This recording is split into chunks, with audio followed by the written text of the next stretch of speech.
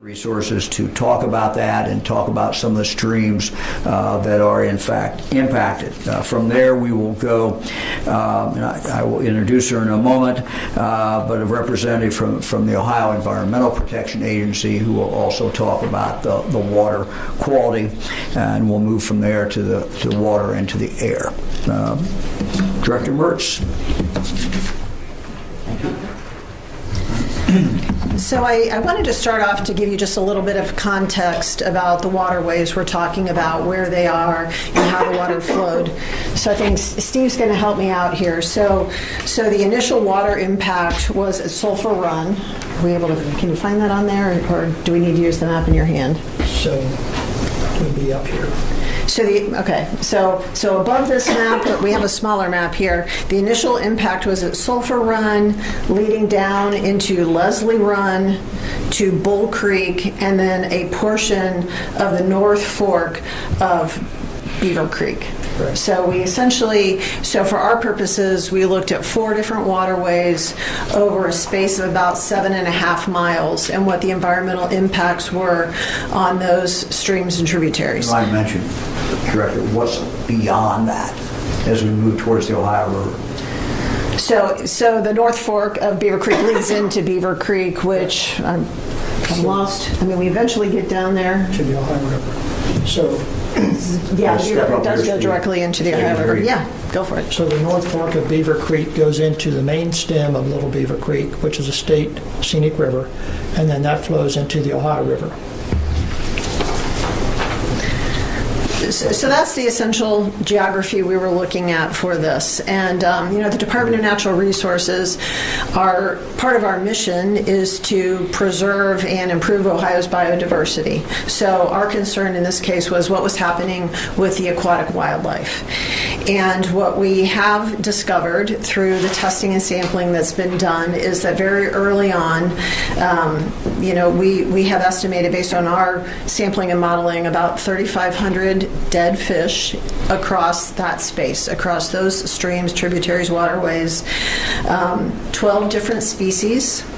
The good news is that none of those species are threatened or endangered, but that is still a loss of wildlife, so of concern, especially when we reach the Beaver Creek, this state wild and scenic river, where we are especially protective of what we have there. So some of the species, creek chub, mottled sculpin, stone roller, I think we have some pictures somewhere of what those are, but 12 different species, none threatened or endangered, but still a loss of life all the same. The one species we will be looking for, we have no evidence yet that any have died, but this is really an area of focus for hellbenders, which are federal and state endangered. And so we will be doing some monitoring in the months to come to see if any of them did die in the initial release into the waterways. So good news, there doesn't appear to be any increase in the fish or aquatic creatures killed since the first couple days of the derailment. So wildlife officers have been there every day on the scene, working with contractors who are in the water, doing the net sampling, making the estimates, and we will continue to monitor and watch what's going on, and eventually hold those responsible accountable for the loss of wildlife in the area. We don't have any evidence of non-aquatic species suffering from the derailment. Haven't had any concerns about that, not only here, but we also communicate with the Pennsylvania Game Commission as well, and they haven't heard about that either. So that is essentially where we are with the Department of Natural Resources, and I think, Governor. Director, thank you.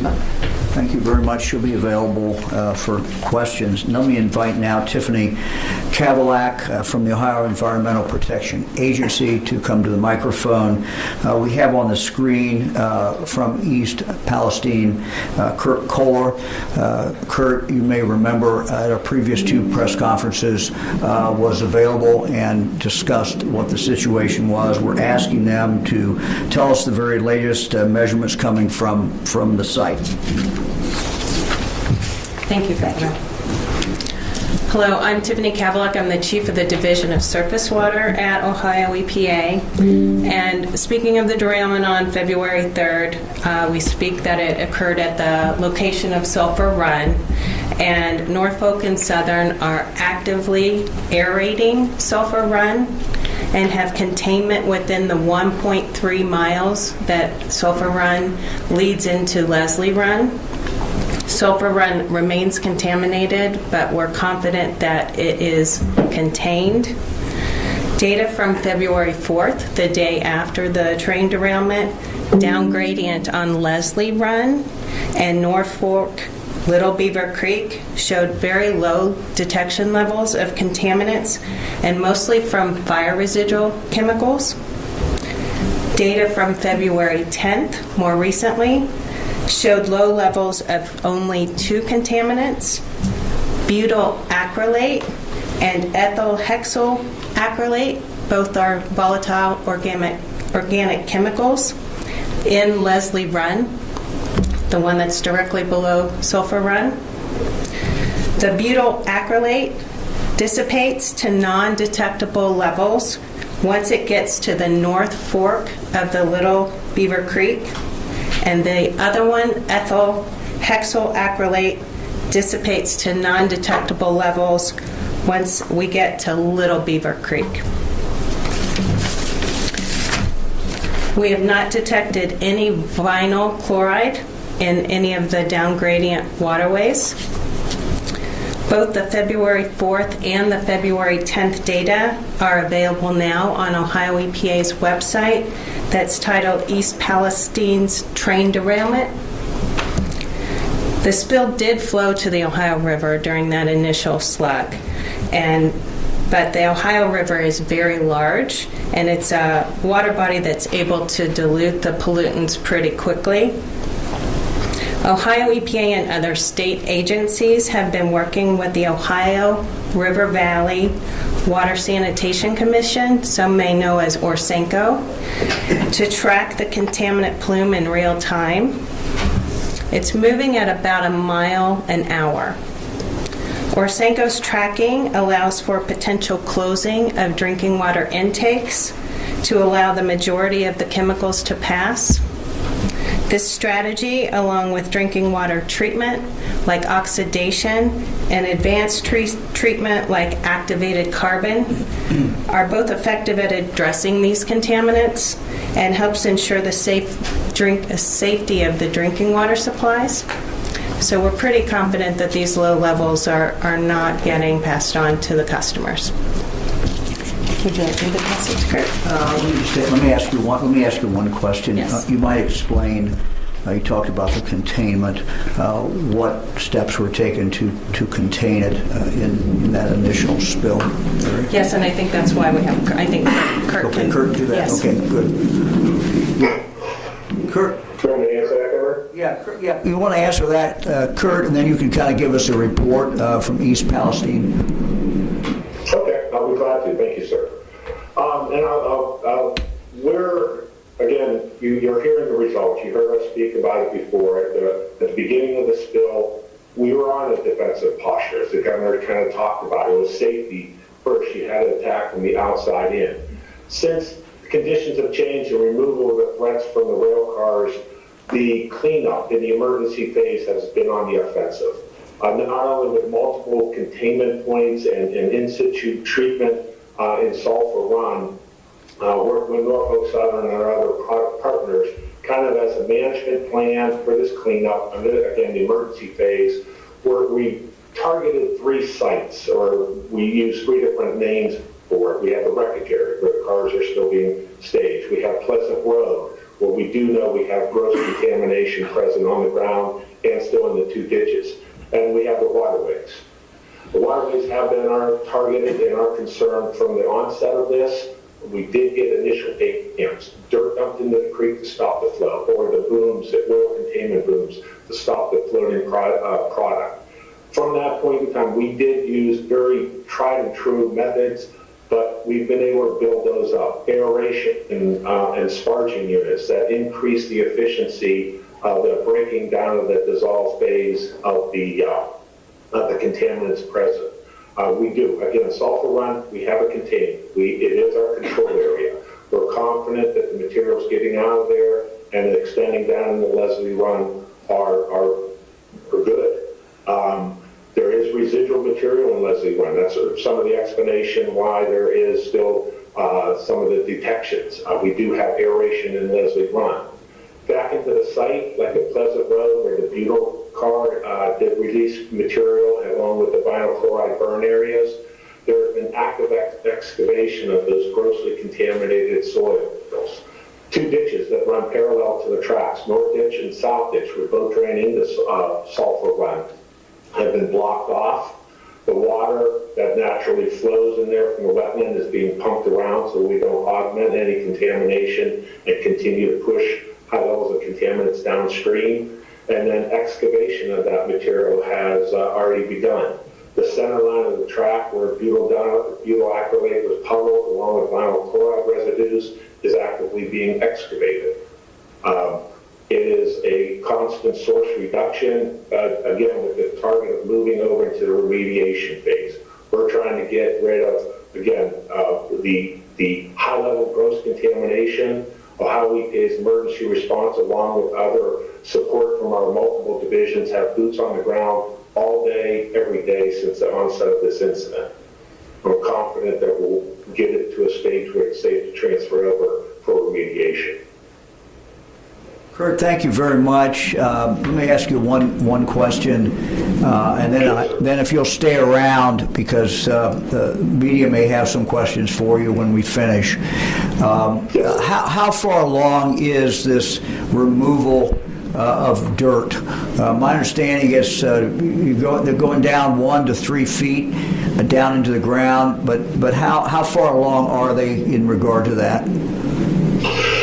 Current volumes, we have about almost 1 million gallons of water collected and stored in various storage containers on site from a liquid waste standpoint. And then from the solids, if I remember, there's almost 500 cubic yards of vinyl chloride impacted material. That center line of track is, again, emergency response. We do the, there was awareness that there was material on the surface and extending down. The goal of this was to get rid of that highly contaminated, potentially mobile material before we have rain events or something like that that could drive it further down. This initial phase, some of these pits, sir, are now about 700 feet long and about 8 foot deep in some areas. And this main excavation going now is there's some stability issues. So I think they're reporting about 4 to 5 feet below ground surface down to a hard packed clay. And that is going all the way from Pleasant Road into where the main derailment occurred. So it'll in the range of 1,000 foot or more. Do you have any idea what percentage of the work is done yet, roughly? From the emergency response phase, that's something we're working. We still have our action items, the ditches, the center line.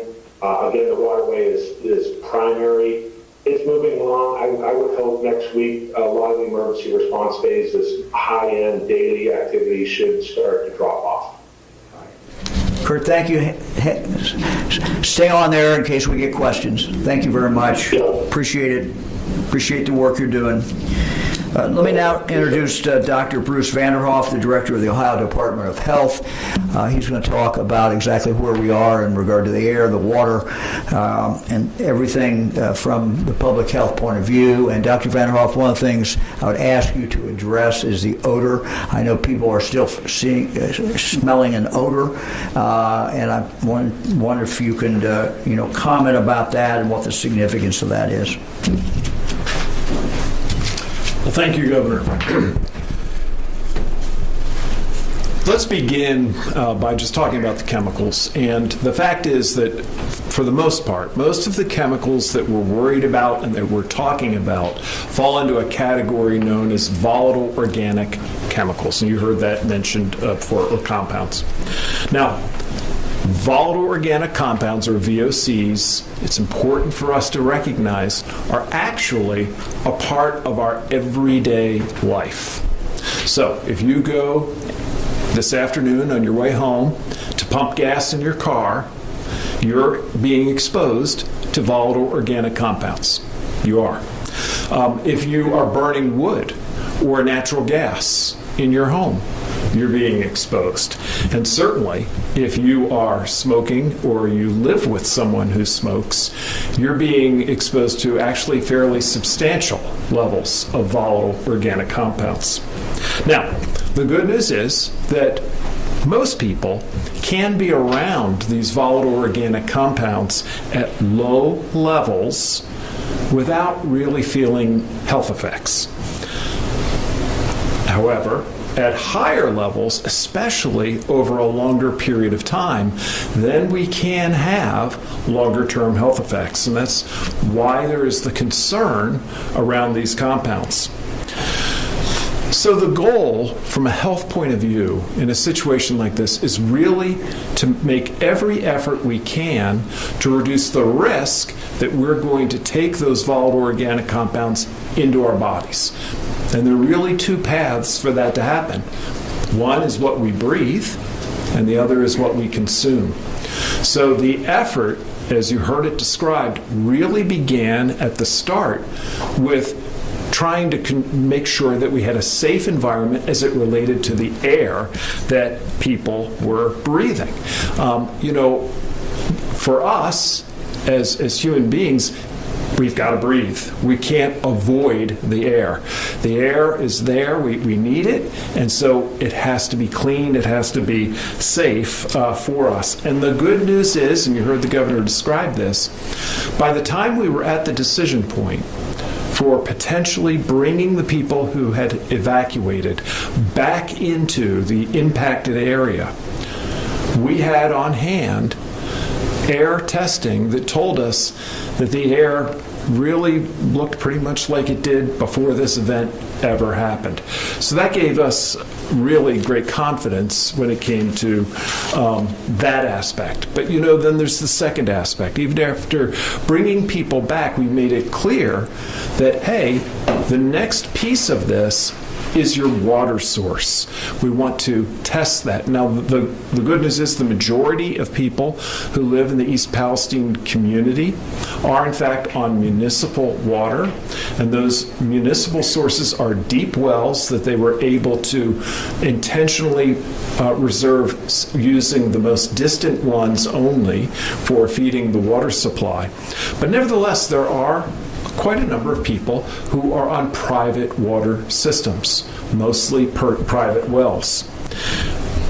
We have strongly encouraged all of those people on private wells to get their wells tested, and that will be done at no cost to them. This is something that is part of the remediation, and it's very important for the reasons I just described. Now, if you are one of the people who live in the impacted area and have a private water source, you're not on municipal water, I'd encourage you to call a number. I'll read the number out. You've heard it before. It's 330-849-3919. And indicate, I believe I'm in the affected area and I'd like to have my water source checked. Now, we're strongly recommending those who have not yet had their water source checked to use bottled water. And bottled water is being made available again. Same phone number that you can call if you need access to that. This is going to be particularly important if you are pregnant, if you are breastfeeding, or if you are preparing formula for an infant. So we would encourage you to avail yourself of that water.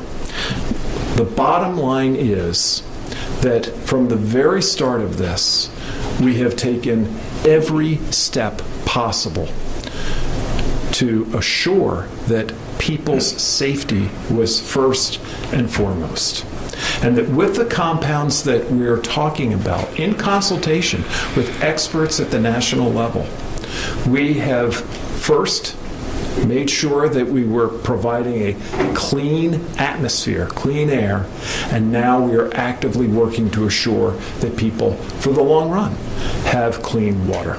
Thank you, Governor. Thank you very much.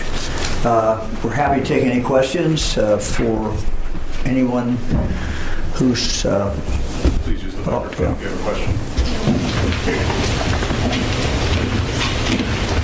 Hi, Joe Ingalls with Ohio Public Radio and Television. My question is, you said that the water is safe, at least the community water that's been tested, but should people maybe think of using water filters, like Brita filters, that kind of thing? Is that a good thing to do right now while things are unknown?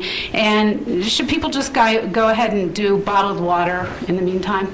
Yeah, at this stage in the game, we are recommending that people in the community consider using bottled water.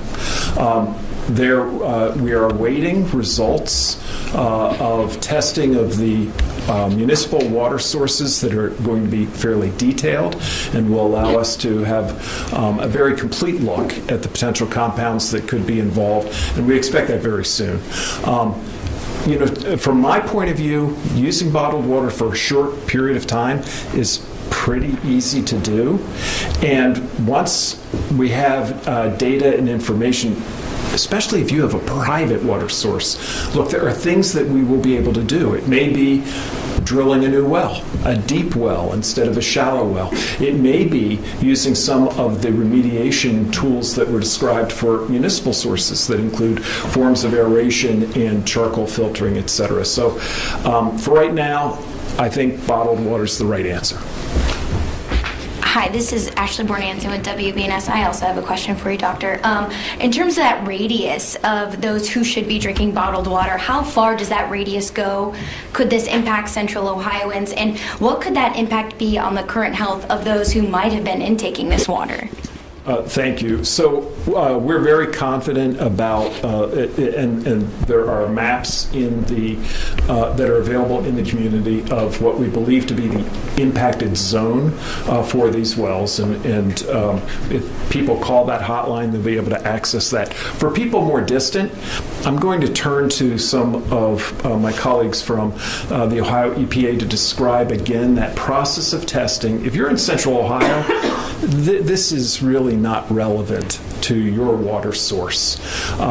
If you're actually in most of the rest of Ohio, we're really talking about those who have municipal water sources coming off of the Ohio River, and I'm absolutely confident that Orsenco and the local communities, along with Ohio EPA and US EPA, are using every appropriate caution to assure that there's no public health impact. You want to do the Ohio River again? Sure. It's important. Yes, it is important. We know that there is a plume moving down the Ohio River, so all of our neighboring states, state departments, and Orsenco are in constant communication about the location of the plume. We think it's on its way around Huntsville or Huntington, West Virginia now, and so all of those water systems are in constant communication on when it may be at their intake, and they're either shutting down and or using the treatment available that they have on site. So we think that's the only southern part of the exposure that there might be from the site. For that second part, could there be any health effects of those who have already intaken that water?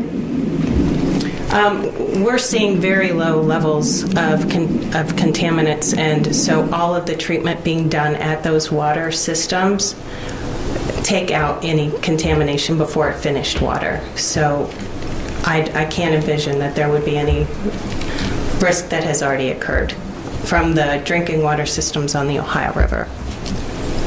I have questions about water as well. So, I'm Nick Evans with the Ohio Capital Journal.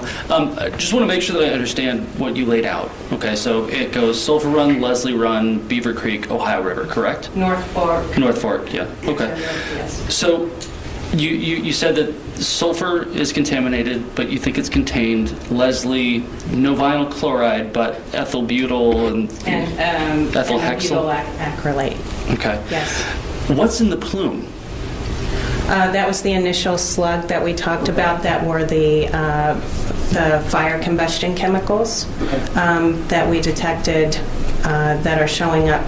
We have data that's on we showed hundreds of detections on that initial slug that went through into the Ohio River, but they're no longer being seen in the smaller tributaries except for those two chemicals. Okay. So in the plume, though, it's just the ethyl, hexyl, and the... In the Ohio River? Yeah.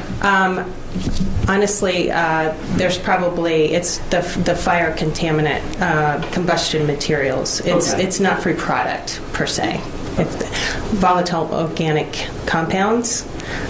There could be multiple, but not necessarily just the remaining two that we're seeing in the smaller tributaries, if that makes sense. Yes. Thank you very much. You're welcome. You want to talk about the dilution at that point?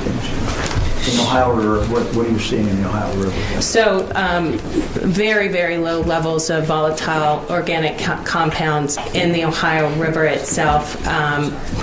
Probably it helps that it has been very diluted, and we don't expect any higher concentrations to follow than the initial onset of the plume that we're tracking. Thank you. You're welcome.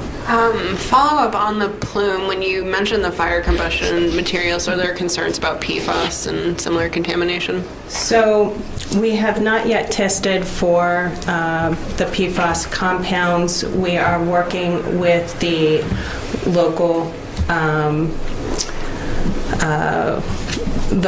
EMA to start testing the PFAS compounds, I think, in the drinking water specifically. Hi, Jeremy Pelzer with Cleveland.com. There have been anecdotal reports in the media of people around East Palestine suffering headaches, other health problems like sore throat, etc. And then in addition, other anecdotal reports about animals dying like chickens and cats. Have you been able to substantiate any of these? And what do you think, if these are true, are causing these? Yeah, so it's a very good question. Anecdotes are challenging because they are anecdotes. A couple of things. First of all, for many of the compounds that go on the list of volatile organic compounds, we can smell them at levels that are well below the levels that are considered unsafe. So it is possible that at a very, very low level, you can still smell a volatile organic compound. So I don't discount that. In terms of some of the symptoms of headache, etc., unfortunately, volatile organic compounds share with a host of other things the ability to cause very common symptoms at the lower levels. So headache, eye irritation, nose irritation, etc. I think that we have to look at the measured facts. And the measured facts include the fact that the air sampling in that area really is not pointing toward an air source for this. And secondly, in terms of water, we're encouraging people to use bottled water, particularly if they're on a private water source. Now, could somebody have a private water source that could be contaminated and we haven't tested it yet? Well, it's a voluntary program and that is possible. I would encourage them to make a switch immediately. Remember, with these compounds, it's not, in most circumstances, just about a single small exposure. It's an equation of concentration over duration.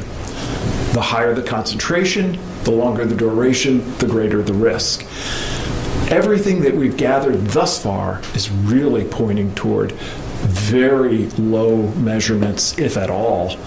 And what I would encourage people who are having those symptoms to do is, number one, contact your medical provider, and number two, call the local hotline to let them know that you're experiencing this so a team can get out and check their environment.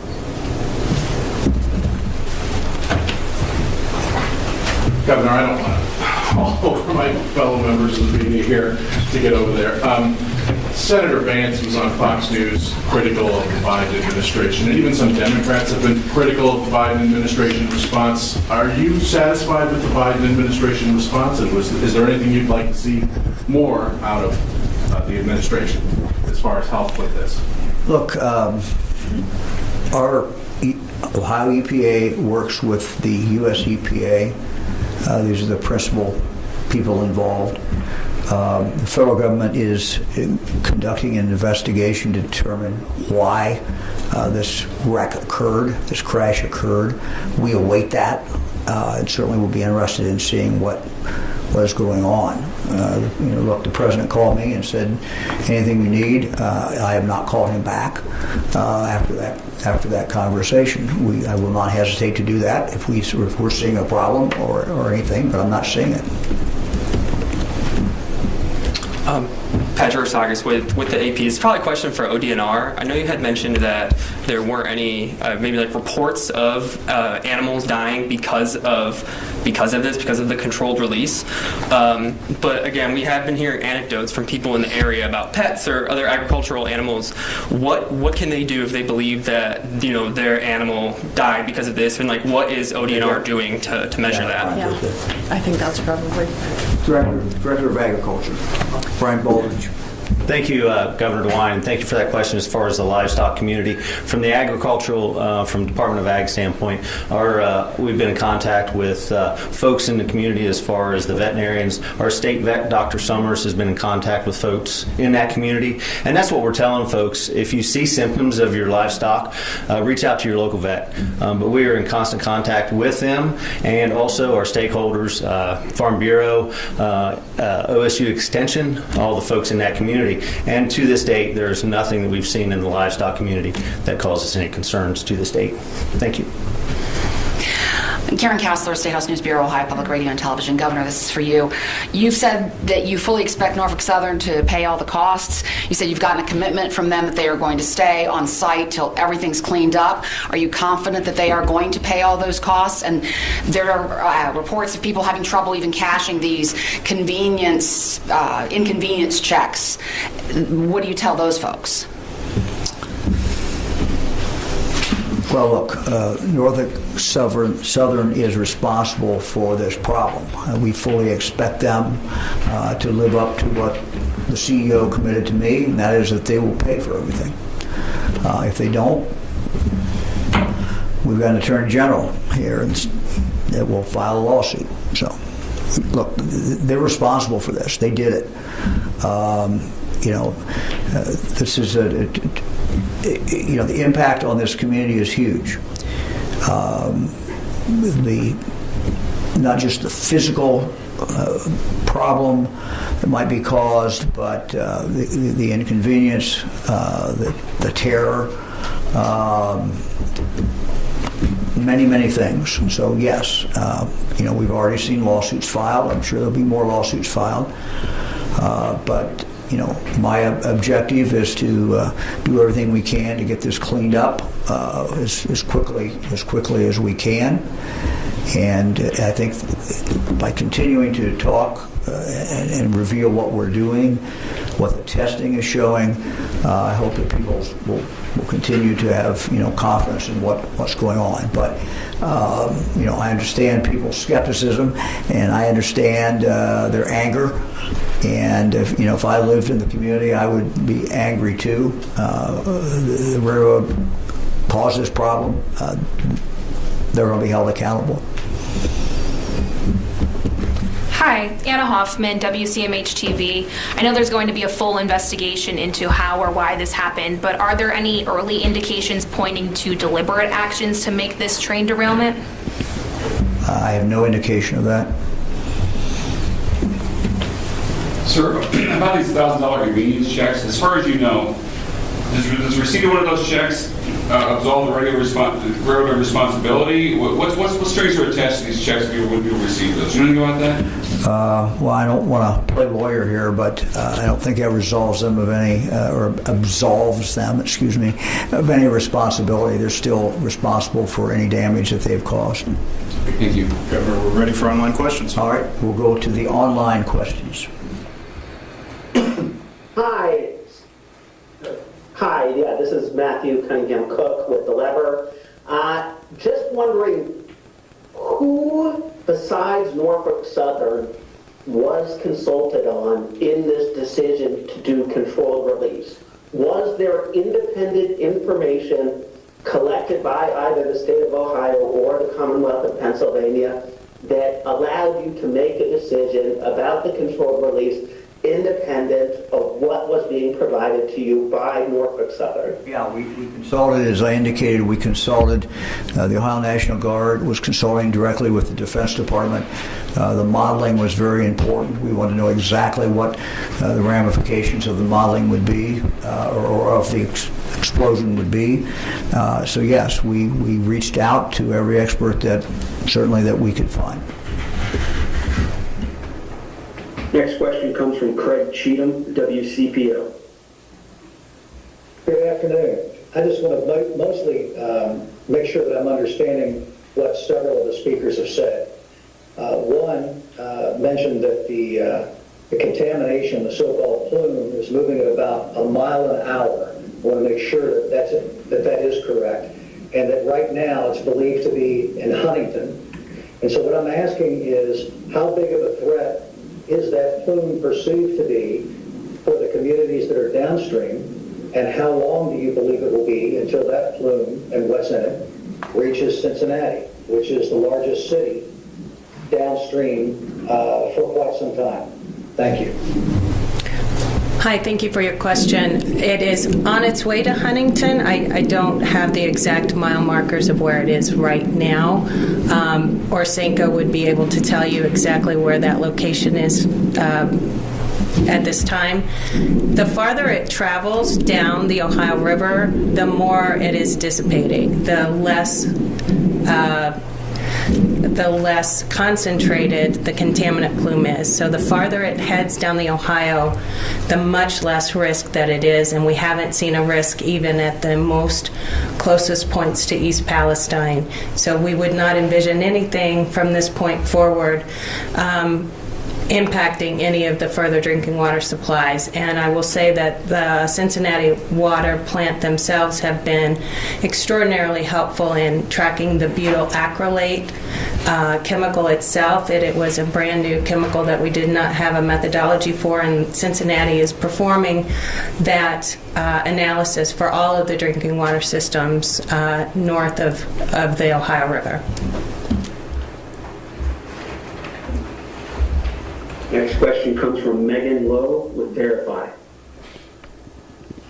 Hi, I also have a question for you, Tiffany. One of our readers asked if the EPA is testing any soil samples following the derailment. Can you speak to that and what the EPA has found so far, if so? I would like to turn that question over to Kurt Kohler, who's on site. Yes, that is ongoing. It's twofold. Part of, again, that remediation phase, what's called a geoprobe, which is able to push swabs down into the ground, pull soil up from that depth, is ongoing. That is going down both sides, the center line of the track, both sides, all the way through Pleasant Road and beyond the derailment areas east. Separate soil samples have been collected within other areas of the vinyl chloride as part of the characterization and preparation for waste disposal. And again, Norfolk Southern has also taken advantage of the excavation and planning for, again, what would be foreseeable remediation efforts and ongoing collection. So yes, sampling is being done. I know our Division of Surface Water is already preparing work plans are in place for both potential sediment sampling and long-term surface water sampling along the various waterways. So that is in development, yes. Kurt, kind of a layman's question, but I assume that they will not leave and will not stop removing dirt until they can go in and get samples of what's remaining, and there's no evidence that it's there. Is that right? I mean, they're going to go back in and make sure that when they think they're done, they'll be back in and sample and make sure that there's nothing showing up? Yes, sir. That's, again, two-phase approach. Attack the grossly impacted and the emergency response phase, get data while you can to build out the long-term remediation plan for both soil, water, other impacted media. Thank you.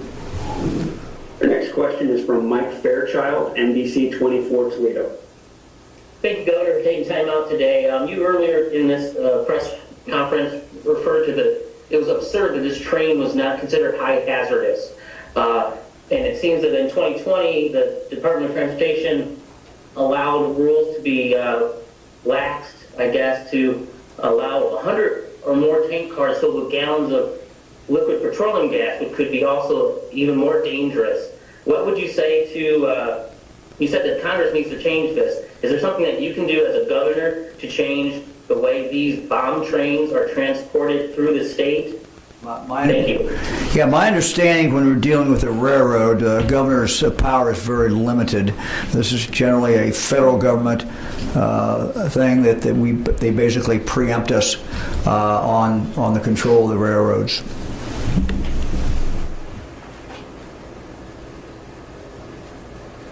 Our next question is from Emma Henderson, WKYC in Cleveland.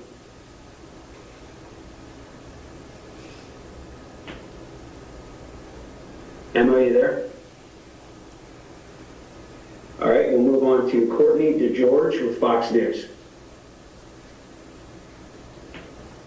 Hi, this is for everybody at the press conference. There's been a lot of people who live in the area who have expressed concern about going back into their homes despite being told that the air is safe and the water is safe. Can you just speak a little bit to the validity of some of their concerns that people are getting headaches and what that might mean in terms of long-term effects that this will have on their bodies? Should they be concerned about potential cancer clusters that might arise as a result years down the line? And also, Governor, if you were to live in the area, would you feel comfortable moving back into your home? Let me take the first part. Look, I think that I would be drinking the bottled water, and I would be continuing to find out what the tests were showing as far as the air. I would be alert and concerned, but I think I would probably be back in my house.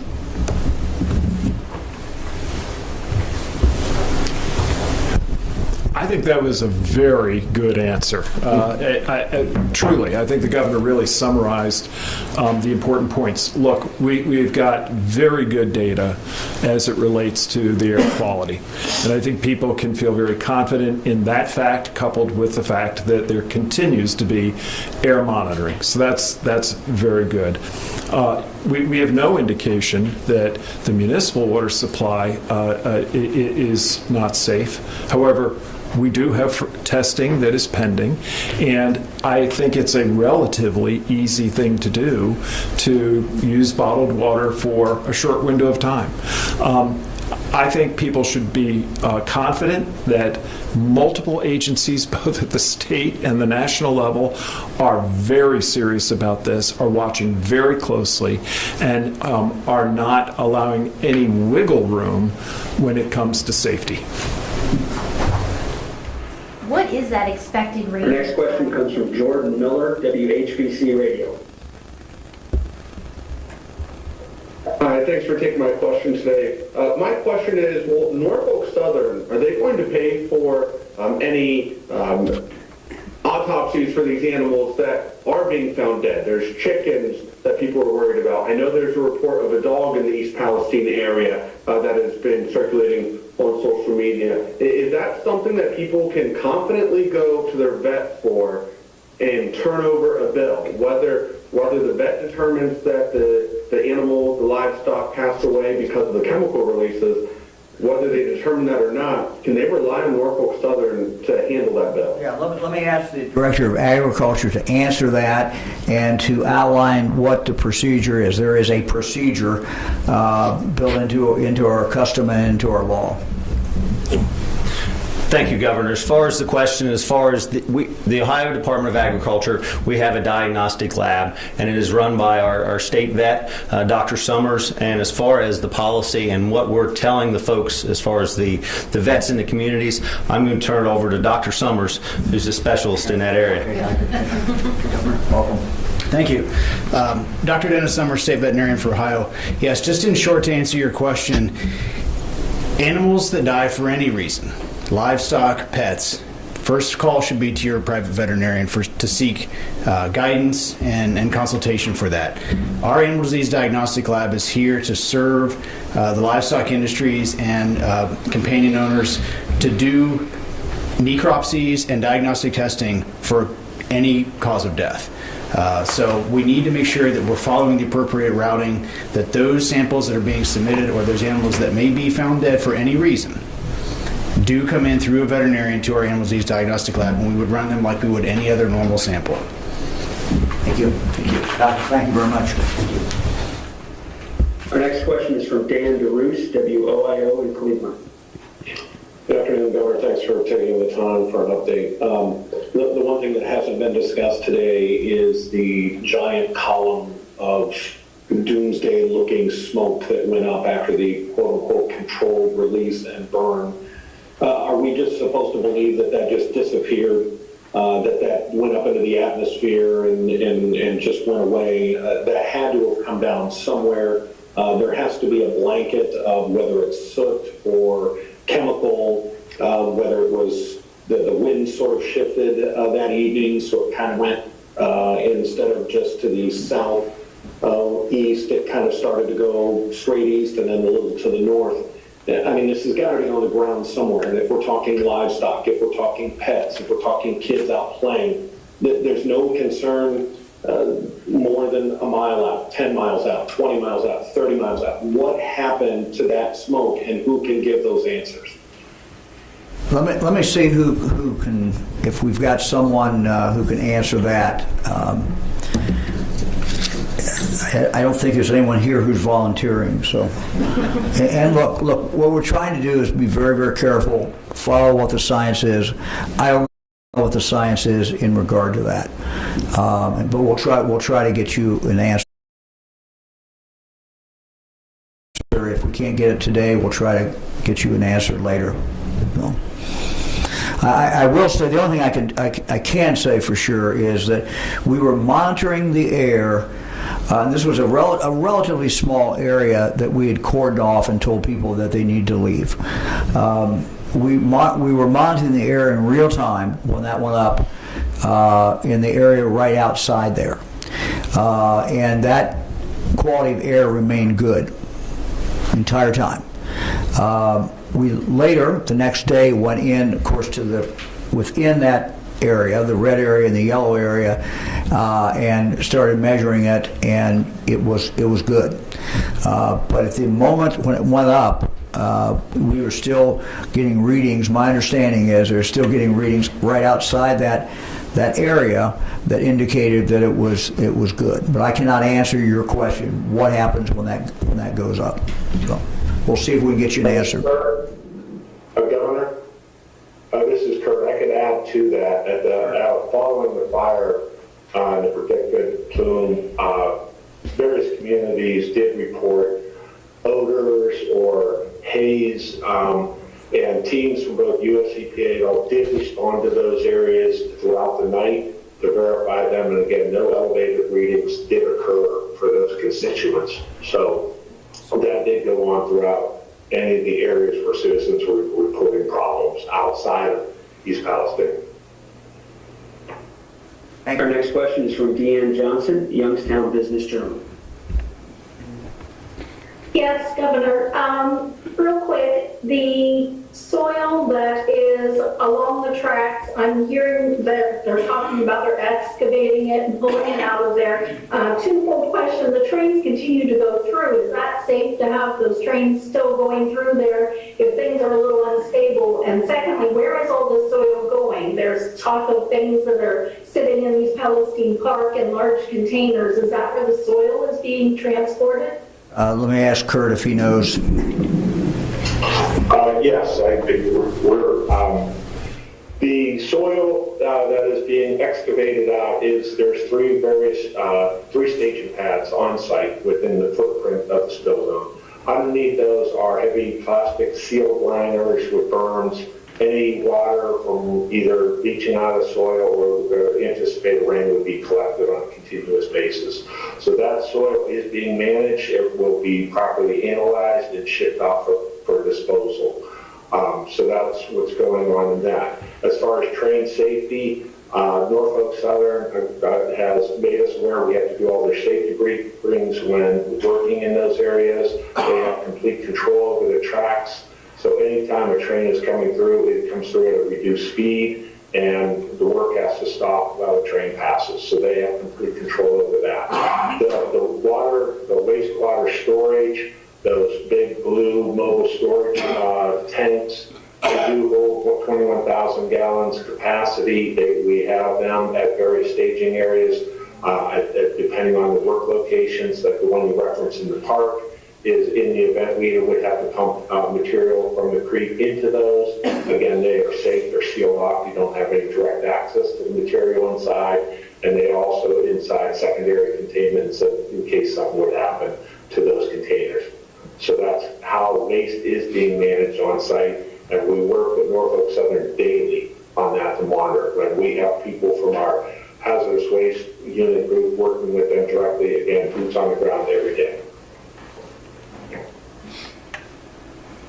Okay, our final question today is from Dylan Carr, the Ashland Source.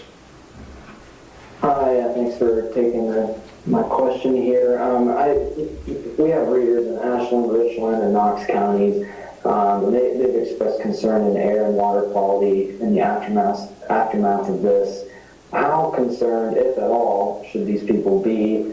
And if they should be concerned, even just a little bit, what steps should they take in terms of obtaining testing kits or anything like that? We'll start with the surface water. As you saw from the maps that we showed, the surface water is heading southeast to the Ohio River. So the locations that you mentioned should not receive any contaminated surface water in their area. But I'll let Dr. Vanderhoff talk about the air. Yeah, I think that they can feel very confident. Again, we have to think about the dilutional effects that happen as well as the predominant winds. I would not consider those communities to be at high risk. And again, we've been very careful about the water. We will learn more as we are doing the surrounding private water well testing. But again, their underground water sources are not in the zone that we would expect to be affected. We've had a request for you to repeat the number if someone wants testing. Yeah, sure, I do have that. And I put my notes away, so let me grab it here. It is 330. Let's see here.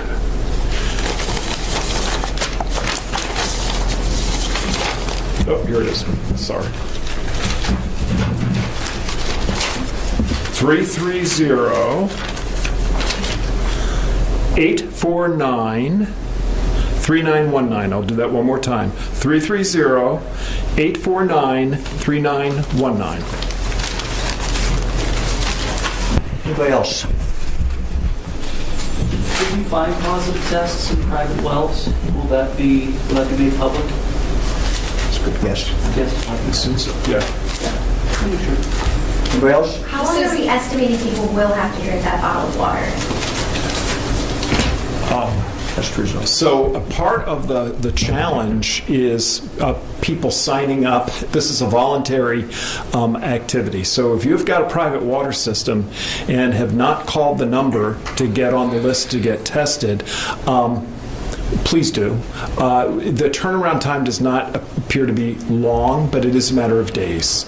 So we'd like people to sign up for that testing in that area as soon as possible.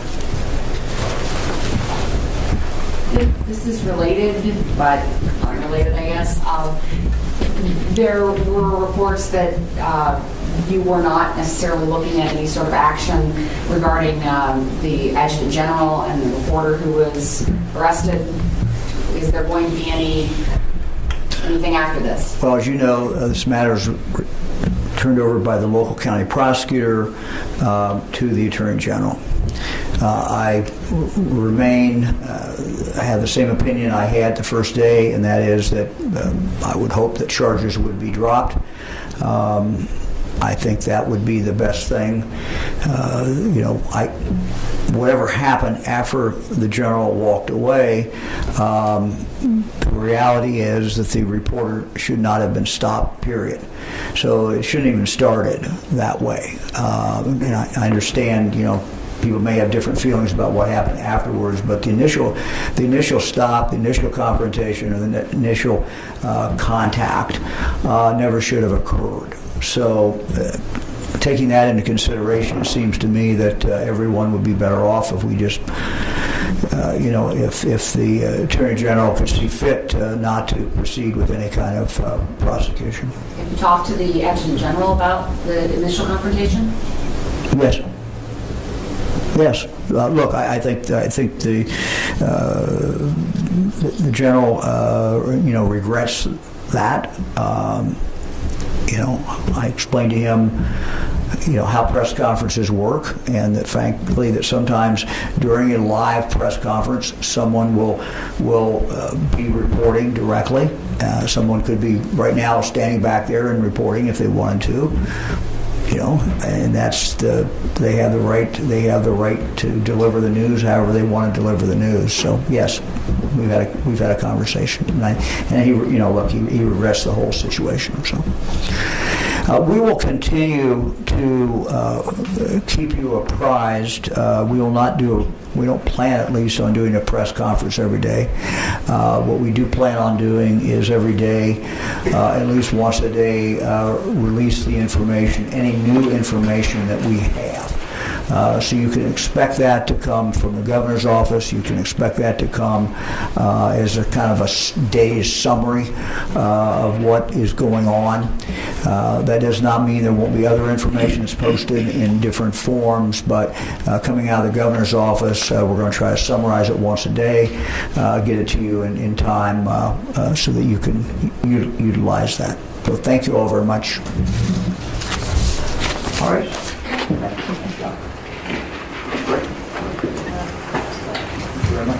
Recording stopped. Me too.